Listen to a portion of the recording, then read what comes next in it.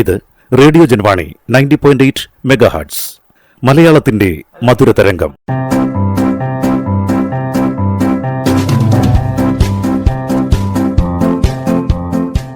ഇപ്പോൾ വാരാന്ത്യ ലോക വൃത്താന്തം കേൾക്കാം. പ്രൊഫസർ ജെ ജേക്കബ് അവതരിപ്പിക്കുന്നു. വാരാന്ത്യ ലോക വൃത്താന്തം.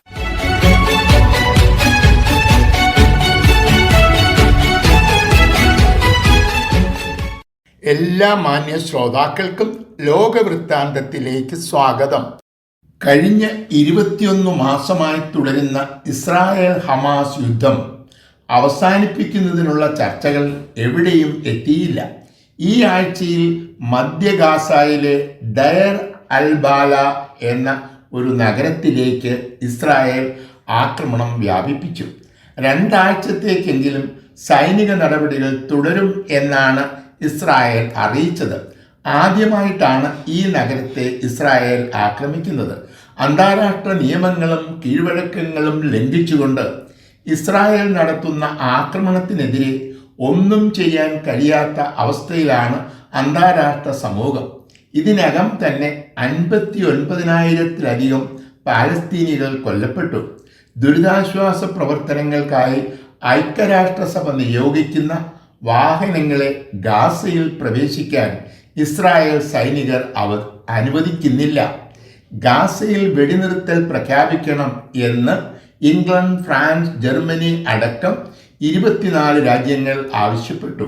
വിതരണ കേന്ദ്രങ്ങളിൽ ഭക്ഷണത്തിനായി കാത്തുനിൽക്കുന്ന പാലസ്തീനികളെ ഇസ്രായേൽ ആക്രമിക്കുന്നതും നിരവധി ലോകരാഷ്ട്രങ്ങൾ വിമർശിച്ചു.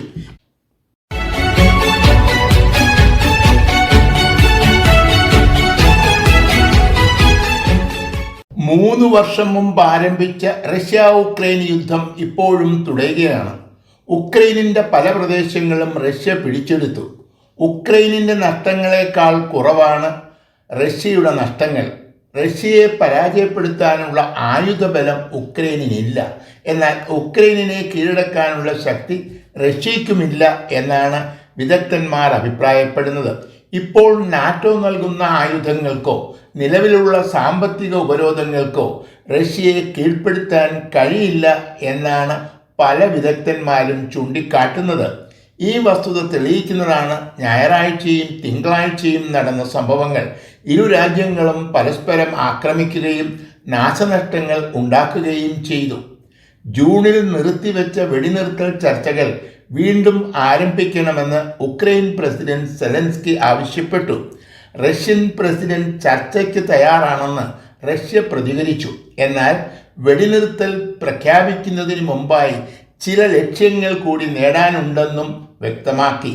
പിടിച്ചെടുത്ത പ്രദേശങ്ങൾ വിട്ടുകൊടുക്കില്ല എന്ന റഷ്യയുടെ നിലപാട് മൂലമാണ് നേരത്തെ നടന്ന എല്ലാ ചർച്ചകളും പരാജയപ്പെട്ടത്.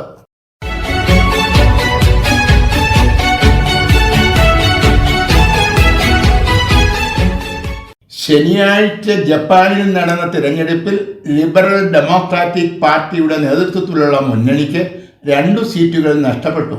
ഇതിൻ്റെ ഫലമായി പാർലമെന്റിൻ്റെ ഉപരിസഭയിൽ ഈ മുന്നണിക്ക് ഭൂരിപക്ഷം നഷ്ടമായി. കഴിഞ്ഞ ഒക്ടോബർ മുതൽ പാർലമെന്റിൻ്റെ അധോസഭയിലും ഭരണകക്ഷി ന്യൂനപക്ഷമാണ്. പാർലമെന്റിൻ്റെ ഇരുസഭകളിലും ന്യൂനപക്ഷമായതിനാൽ പ്രധാനമന്ത്രി രാജിവെക്കണം എന്നാണ് പ്രതിപക്ഷം ആവശ്യപ്പെടുന്നത്. അമേരിക്കയുമായുള്ള വ്യാപാര കരാർ ഒപ്പുവെക്കുന്നതിനുള്ള ചർച്ചകൾ അന്തിമഘട്ടത്തിലാണ്. ഓഗസ്റ്റ് 1 മുമ്പായി ഈ കരാറിൽ ഒപ്പുവെക്കണം എന്നാണ് അമേരിക്കൻ പ്രസിഡന്റ് ഡൊണാൾഡ് ട്രംപിന്റെ നിർദ്ദേശം. ഇപ്പോൾ ഒരു ഭരണമാറ്റമുണ്ടാകുന്നത് ജപ്പാന്റെ താൽപ്പര്യങ്ങളെ പ്രതികൂലമായി ബാധിക്കും. അതുകൊണ്ട് താൻ ഭരണത്തിൽ തുടരും എന്നാണ് ജപ്പാൻ പ്രധാനമന്ത്രി ഷിഗേരു ഇഷിബ പ്രതികരിച്ചത്. ജപ്പാനുമായി വ്യാപാര കരാർ ഒപ്പുവെച്ചതായി തിങ്കളാഴ്ച അമേരിക്കൻ പ്രസിഡന്റ് ഡൊണാൾഡ് ട്രംപ് വ്യക്തമാക്കി. ഓഗസ്റ്റ് 1 മുമ്പ് കരാർ ഒപ്പുവെച്ചില്ലെങ്കിൽ ജപ്പാന്റെ ഉൽപ്പന്നങ്ങളുടെ നികുതി 25% വർദ്ധിപ്പിക്കും എന്നായിരുന്നു ട്രംപിന്റെ ഭീഷണി.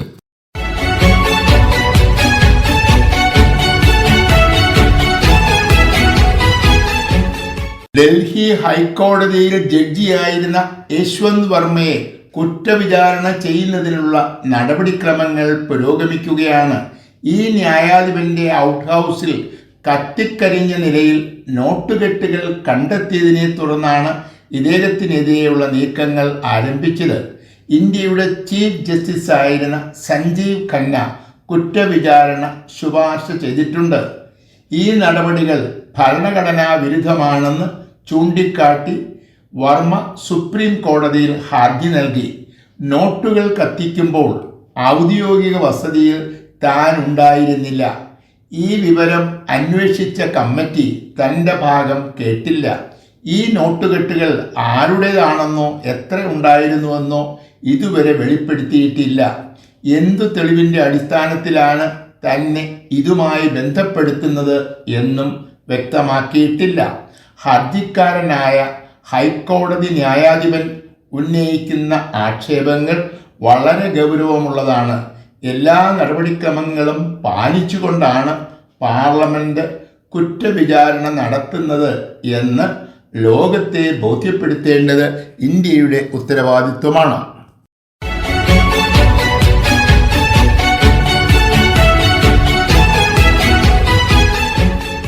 യുനെസ്കോയിൽ നിന്നും പിന്മാറാൻ USA ഒരുങ്ങുന്നു. 2026 ജനുവരി 1 യുനെസ്കോയുമായുള്ള സഹകരണം അവസാനിപ്പിക്കാനാണ് അമേരിക്കൻ പ്രസിഡന്റ് ഡൊണാൾഡ് ട്രംപിൻ്റെ തീരുമാനം. ഐക്യരാഷ്ട്രസഭയുടെ ഭാഗമായി പ്രവർത്തിക്കുന്ന ഒരു സ്പെഷ്യലൈസ്ഡ് ഏജൻസിയാണ് യുനെസ്കോ. ആഗോളതലത്തിൽ വിദ്യാഭ്യാസപരവും ശാസ്ത്രീയവും സാംസ്കാരികവുമായ പ്രവർത്തനങ്ങൾ ഏറ്റെടുത്തു നടത്തുക എന്ന ലക്ഷ്യത്തോടെയാണ് 1946 ഐക്യരാഷ്ട്രസഭ ഈ ഏജൻസിക്ക് രൂപം നൽകിയത്.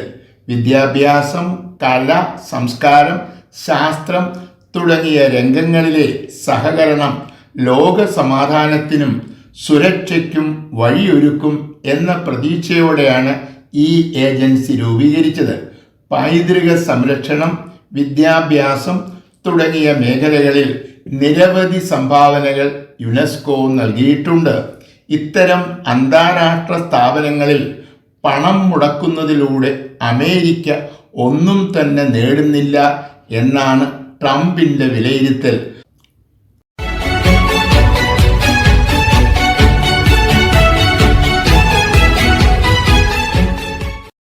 മുഖ്യമന്ത്രി VS അച്യുതാനന്ദൻ അന്തരിച്ചു.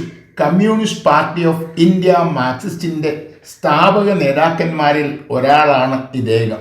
നീണ്ട 6 പതിറ്റാണ്ട് കാലം ഈ പാർട്ടിക്കു വേണ്ടി സമർപ്പിക്കപ്പെട്ടതായിരുന്നു VSൻ്റെ ജീവിതം. താൻ കൂടി ചേർന്ന് പടുത്തുയർത്തിയ പ്രസ്ഥാനത്തിൻ്റെ പരമോന്നത സമിതിയായ പോളിറ്റ് ബ്യൂറോയിലെത്തിയതും അതിൽ നിന്ന് സസ്പെൻഡ് ചെയ്യപ്പെട്ടതും പിന്നീട് പാർട്ടിയുടെ മുഖ്യമന്ത്രിയായതും ഈ സഖാവിൻ്റെ പോരാട്ട വീര്യത്തിൻ്റെ സാക്ഷ്യപത്രങ്ങളാണ്. ഒരു കമ്മ്യൂണിസ്റ്റുകാരൻ എന്ന നിലയിലും മുഖ്യമന്ത്രി എന്ന നിലയിലും VS മലയാളികൾക്ക് എത്ര പ്രിയങ്കരനായിരുന്നു എന്നതിൻ്റെ നേർസാക്ഷ്യമാണ് തിരുവനന്തപുരത്ത് നിന്നും ആലപ്പുഴ വരെയുള്ള അന്ത്യയാത്രയിൽ അണിചേർന്ന ജനലക്ഷങ്ങൾ.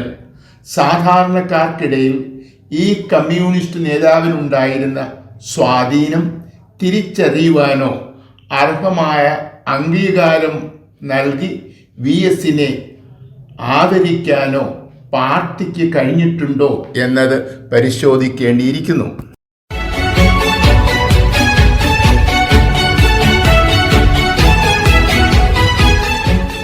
ഇന്ത്യയും ഇംഗ്ലണ്ടും ചേർന്ന് ഒരു സ്വതന്ത്ര വ്യാപാര കരാർ ഒപ്പുവെച്ചു.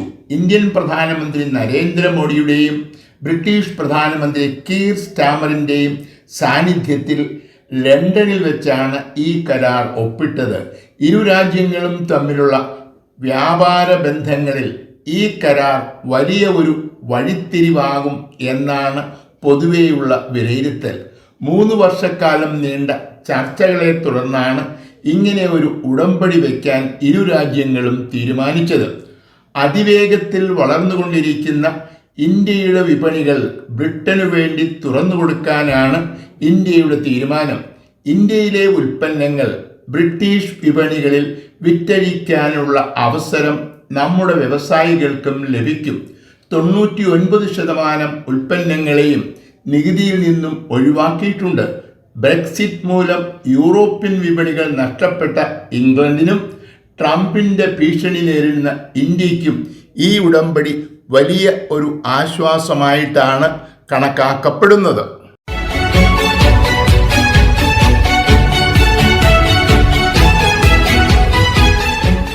പാലസ്തീനെ ഒരു രാഷ്ട്രമായി അംഗീകരിക്കുമെന്ന് ഫ്രഞ്ച് പ്രസിഡന്റ് ഇമ്മാനുവൽ മാക്രോൺ പ്രഖ്യാപിച്ചു. ഇപ്പോൾ പാലസ്തീൻ ഭരിക്കുന്ന പാലസ്തീൻ അതോറിറ്റിയെ ഒരു രാഷ്ട്രമായി അംഗീകരിക്കുന്നതിലൂടെ ഗാസയിൽ എന്തെങ്കിലും അത്ഭുതങ്ങൾ സംഭവിക്കാനിടയില്ല. എന്നാൽ അമേരിക്കയുടെ സഖ്യകക്ഷിയായ ഫ്രാൻസ് പാലസ്തീനെ അംഗീകരിക്കുന്നതിലൂടെ അമേരിക്കയുടെ പിന്തുണയോടെ ഇസ്രായേൽ ഗാസയിൽ നടത്തുന്ന യുദ്ധത്തോടുള്ള എതിർപ്പാണ് മാക്രോൺ പരസ്യമായി പ്രകടിപ്പിക്കുന്നത്. ഇക്കാര്യത്തിൽ ഫ്രാൻസ് ഒറ്റയ്ക്കായിരിക്കില്ല എന്ന് ഫ്രഞ്ച് പ്രസിഡന്റ് ഇമ്മാനുവൽ മാക്രോൺ വ്യക്തമാക്കിയിട്ടുണ്ട്. ഒക്ടോബർ 7 ഹമാസ് നടത്തിയ കൂട്ടക്കൊല ഫ്രാൻസ് മറക്കുന്നു എന്നാണ് അമേരിക്ക പ്രതികരിച്ചത്.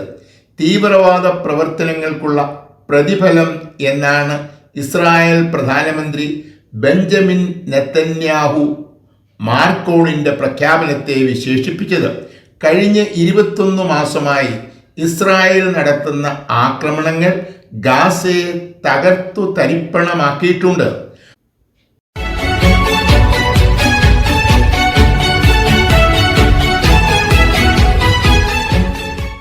ലണ്ടനിൽ നിന്നുള്ള മടക്കയാത്രയിൽ ഇന്ത്യയുടെ പ്രധാനമന്ത്രി നരേന്ദ്രമോദി മാലിദ്വീപ് സന്ദർശിച്ചു.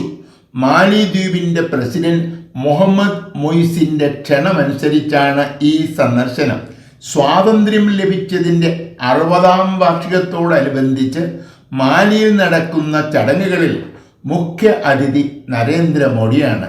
ഇന്ത്യൻ മഹാസമുദ്രത്തിലെ വളരെ ചെറിയ ഒരു രാഷ്ട്രമാണ് മാലിദ്വീപ്. ഊഷ്മളമായ സ്വീകരണമാണ് ഇന്ത്യൻ പ്രധാനമന്ത്രിക്ക് ഇവിടെ ലഭിച്ചത്. ഒരു തരത്തിലും ഇന്ത്യയെ വെല്ലുവിളിക്കാൻ ഈ ദ്വീപ് രാഷ്ട്രത്തിന് കഴിയില്ല. ഭൂമിശാസ്ത്രപരമായ പ്രത്യേകതയും ഇന്ത്യയുമായുള്ള അടുപ്പവും കണക്കിലെടുത്ത് ഇന്ത്യ പ്രത്യേക പരിഗണനയാണ് ഈ രാജ്യത്തിന് നൽകിയിരുന്നത്.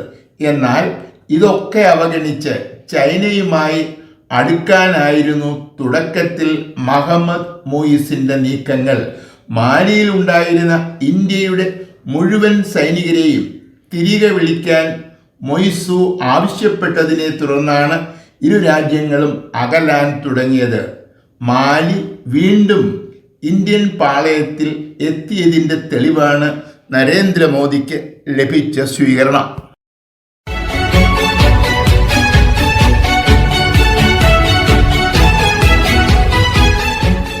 അമേരിക്കൻ പ്രസിഡന്റ് ഡൊണാൾഡ് ട്രംപിന്റെ ഇടപെടൽ മൂലം ആഗോള സാമ്പത്തിക മേഖല നിരവധി വെല്ലുവിളികൾ നേരിടുകയാണ്. പുതിയ വ്യാപാര നയങ്ങൾ അമേരിക്കയുടെ പഴയ പ്രതാപങ്ങൾ വീണ്ടെടുക്കും എന്നാണ് ട്രംപ് പ്രചരിപ്പിക്കുന്നത്. എന്നാൽ പല കാര്യങ്ങളിലും കോടതി പ്രസിഡന്റിനെതിരായ വിധികളാണ് പുറപ്പെടുവിക്കുന്നത്. അനധികൃതൻ എന്നു മുദ്രകുത്തി വിദേശികളെ നാടുകടത്താനുള്ള ട്രംപിന്റെ തീരുമാനം പല കോടതികളും അംഗീകരിച്ചില്ല. കൈകളിലും കാലുകളിലും വിലങ്ങിട്ട് മൃഗങ്ങളെപ്പോലെ വിദേശികളെ കയറ്റി അയച്ചതിനെ കോടതി നിശ്ചിതമായി വിമർശിച്ചു. അമേരിക്കയിൽ ജനിച്ചതുകൊണ്ട് മാത്രം ഒരാളും അമേരിക്കൻ പൗരനാകില്ല എന്ന തീരുമാനവും കോടതി അംഗീകരിച്ചില്ല. ഇന്നത്തെ അമേരിക്കക്കാരുടെ പൂർവികർ അനധികൃത കുടിയേറ്റക്കാരാണ്. അമേരിക്കയിൽ ജനിച്ചതുകൊണ്ടാണ് ഇവരുടെ സന്തതി പരമ്പരകൾ അമേരിക്കൻ പൗരന്മാരായത്. യുനെസ്കോ പോലെയുള്ള അന്താരാഷ്ട്ര സ്ഥാപനങ്ങളിൽ നിന്നും പിന്മാറാനുള്ള ട്രംപിന്റെ തീരുമാനവും വിവാദമായിട്ടുണ്ട്. വാരാന്ത്യ ലോക വൃത്താന്തം.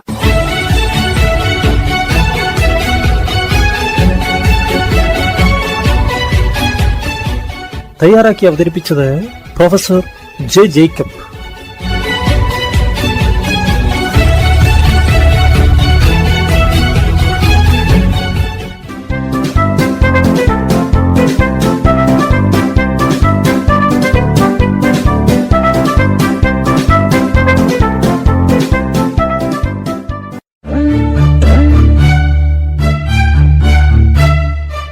നിങ്ങൾ കേട്ടുകൊണ്ടിരിക്കുന്നത് ജൻവാണി 90.8 കമ്മ്യൂണിറ്റി FM. അറിയേണ്ടതും കേൾക്കേണ്ടതും മാത്രം.